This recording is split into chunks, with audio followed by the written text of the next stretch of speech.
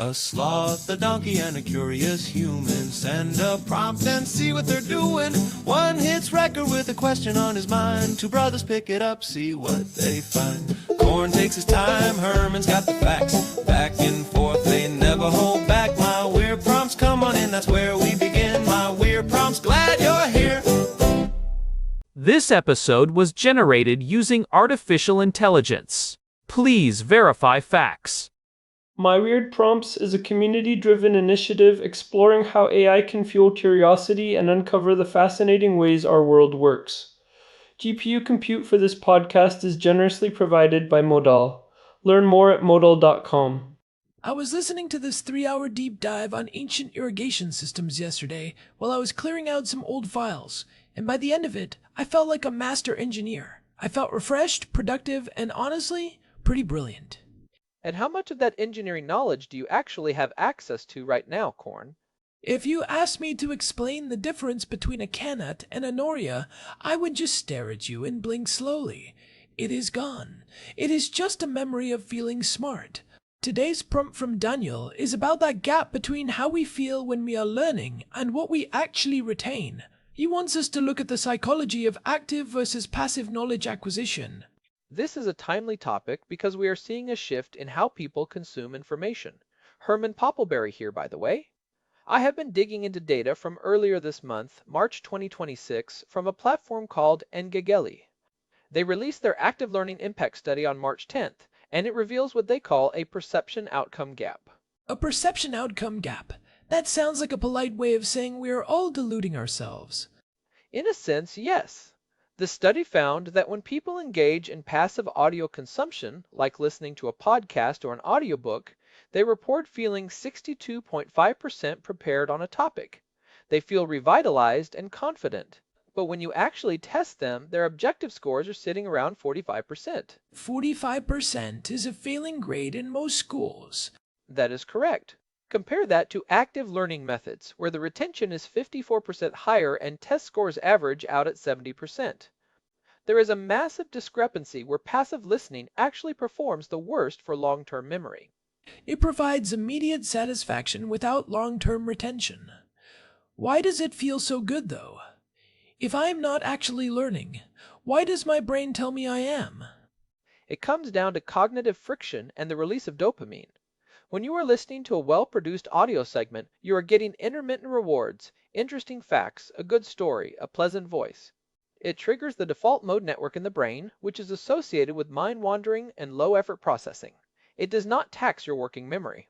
So it is low-effort stimulation. But then you have the other side of Daniel's prompt, the proactive, computer-based research. That requires significant cognitive effort. That is what researchers at Boston Consulting Group and Harvard Business Review are calling AI brain fry. They just published a paper on March 19, 2026. They found that the modern researcher, someone who is juggling 20 browser tabs, interacting with high-speed AI models, and task switching constantly, is hitting a wall of acute cognitive fatigue. I have felt that. You have 5 different AI prompts running, you're trying to verify facts, you're checking your email, and suddenly your brain just feels crowded. It creates significant mental interference. Julie Bedard, the epidemiologist who coined the term AI brain fry, describes it as mental fog and crowded thinking. The problem is that while this active research is much better for retention, we are doing it in a way that creates an enormous amount of extraneous load. We have talked about cognitive load theory before, back in episode 937, when we were looking at software design. If I remember right, extraneous load is the stuff that does not actually help you learn. It is just the overhead of the task. Precisely. Navigating tabs, closing ads, managing the interface of an AI tool, those all compete with the germane load, which is the actual processing of the information. When the extraneous load gets too high, your inhibitory mechanisms for distractions just give up. Edutopia actually released new guidelines on March 21st recommending micro breaks of 90 seconds every 10 minutes just to combat this directed attention fatigue. 90 seconds every 10 minutes feels like a lot of stopping, but I guess it is better than staring at a screen for an hour and realizing you've been reading the same paragraph for 20 minutes because your brain is fried. The multitasking tax is real. Rapid task switching during that kind of intense research can cost up to 40% of your productive time. It spikes your cortisol levels. So we have this paradox where the most effective way to learn, which is being active and proactive, is also the most draining because of how we are doing it digitally. It makes me wonder if we have lost something by moving away from more traditional social ways of learning. Daniel mentioned the Chavruta model in his prompt. For those who do not know, Daniel lives in Jerusalem, where this is a way of life in the religious academies, the B'tei Midrash. The Chavruta model is notable from a neuroscience perspective. It is a traditional Jewish study method where a pair of learners debates a text. A recent study from Brandeis University earlier this year formalized this as a three-partner model. You have the two students, and then you have the text itself as the third partner. I like the idea of the text being an active participant. It is not just a source of information, it is the subject of active debate. Ulrich Kent at Brandeis has identified 6 core practices in Chavruta: listening, articulating, wondering, focusing, supporting, and challenging. Unlike passive listening, where you are just an open vessel, Chavruta requires what psychologists call desirable difficulty. You have to confront the gaps in your own understanding because you have another person sitting across from you who is going to call you out if you are talking nonsense. That social accountability is key. If I am listening to a podcast and I do not understand a point, I can just let it slide past me. I can nod along and pretend I get it. But if I am in a Chavruta and I try to fake it, my partner is going to ask me to explain it. And that forces me to move from the default mode network to the executive control network. The executive control network is where the real work happens. It is focused, problem solving. And there is this phenomenon called the production effect. Dr. Direction effect. Colin MacLeod has been the lead researcher on this for a long time, and a study from February 6, 2026 confirmed that speaking information aloud significantly boosts neural activation in the sensory-motor network. So by the mere act of articulating an idea to a study partner, you are strengthening the neural pathways more effectively than if you just read it silently. The stats are significant. Active engagement environments like a Chavruta session generate 13 times more learner talk time than a passive lecture. They also generate 16 times more nonverbal engagement, things like taking notes or using polls in a digital setting. When you are talking and debating, you are forcing your brain to synthesize the information, not just store it. It is the difference between looking at a map of a city and actually walking the streets and having to give someone directions. When you have to explain it, you realize where the dead ends are and which streets are one way. And that is why Chavruta is so much more effective for retention.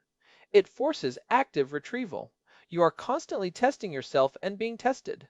In the passive audio model, the information often falls out of memory within 48 hours because there is no retrieval practice.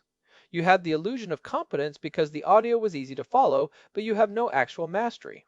I think about the environment of a Beit Midrash in Jerusalem.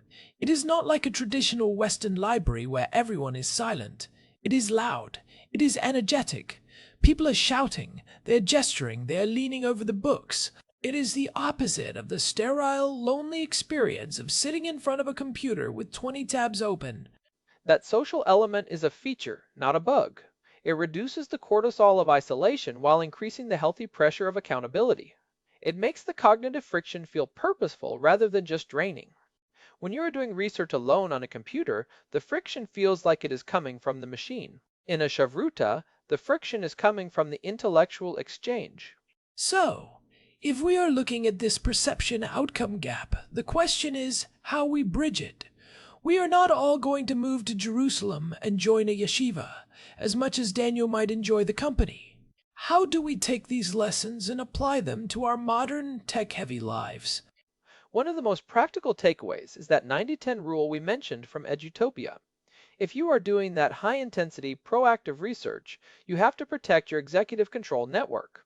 You need those 90-second micro breaks every 10 minutes to let your brain's inhibitory mechanisms reset. And what about the audio side?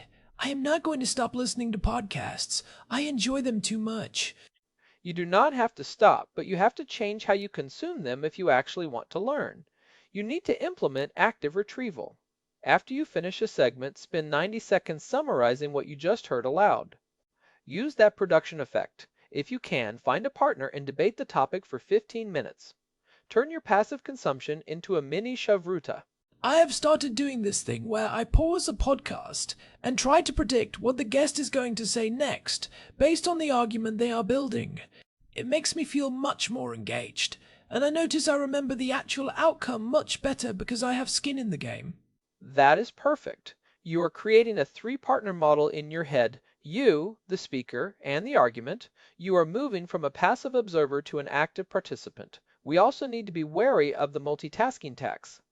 If you are listening to something educational while you are doing something else that requires cognitive focus, you are not learning. You are just layering media. The CATS Media Group data from this year is wild. The average American is consuming 32 hours of media in a 24-hour period because of layering. We are listening to a podcast while scrolling through social media while having the news on in the background. It is a recipe for that AI brain fry. We are optimizing for the feeling of being informed rather than the reality of being knowledgeable. The feeling of revitalization you get from audio is a great thing for your well-being, but we should not mistake it for the hard work of acquisition. We need to respect the cognitive load. It is worth noting that the ancient model of Chavruta is actually more aligned with how our brains work than the modern model of digital research. The digital model is efficient for access, but inefficient for processing. The Chavruta model is inefficient for access. You have to find a partner and sit down with one text, but it is incredibly efficient for processing. It is about the quality of the friction. We have tried to remove all friction from learning, but friction is actually what makes the knowledge stick. Without cognitive resistance, the information does not integrate into long-term memory. You need that desirable difficulty to move forward. I think we also need to address the well-being aspect. Doing research alone on a computer, especially with AI, can feel very isolating.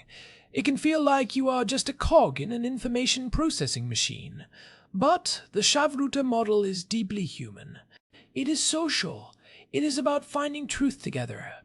And that social connection actually lowers the stress response that usually comes with difficult cognitive work. It is a more sustainable way to learn in the long run.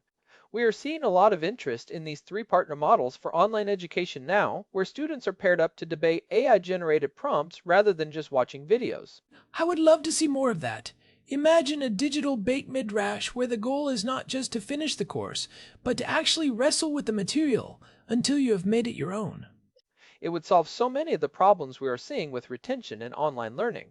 The Ngegeli study really should be a wake-up call for anyone designing educational tools. If your students feel 62% prepared but only score 45%, you are failing them. You are giving them a false sense of security.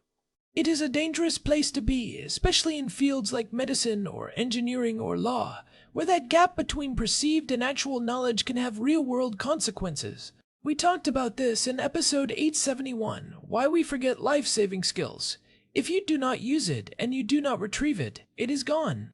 And the scary part is that you do not know it is gone because you still have that feeling of revitalization and confidence from the original consumption.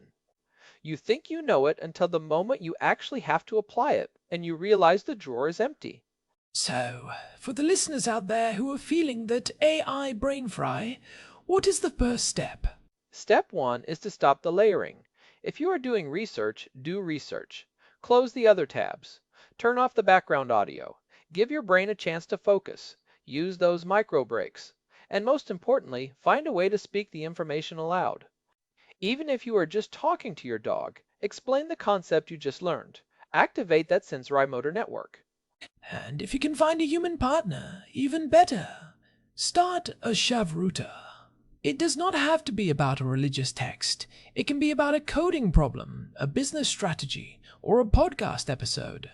Just find someone who will challenge you and force you to articulate your thoughts. It is about moving from the illusion of competence to the reality of mastery. It is harder, it takes more effort, and it might not feel as revitalizing in the moment, but the long-term payoff for your brain is immeasurable. I think I'm going to go find someone to talk to about those ancient irrigation systems. I need to get that 45% up to a 70. I will be your partner, Corn. But I am going to be a tough Chavruta. I have questions about those Norias. I would expect nothing less. This has been a deep one, and honestly, a bit of a reality check for how I spend my time. Thanks as always to our producer, Hilbert Flumingtop, for keeping us on track. And a big thanks to Modal for providing the GPU credits that power this show and allow us to dive into these topics. If you found this discussion helpful, or if you are feeling a bit of that brain fry yourself, search for My Weird Prompts on Telegram to get notified when our next episode drops. We would love to have you join the conversation there. This has been My Weird Prompts. We will catch you in the next one. Take care, everyone.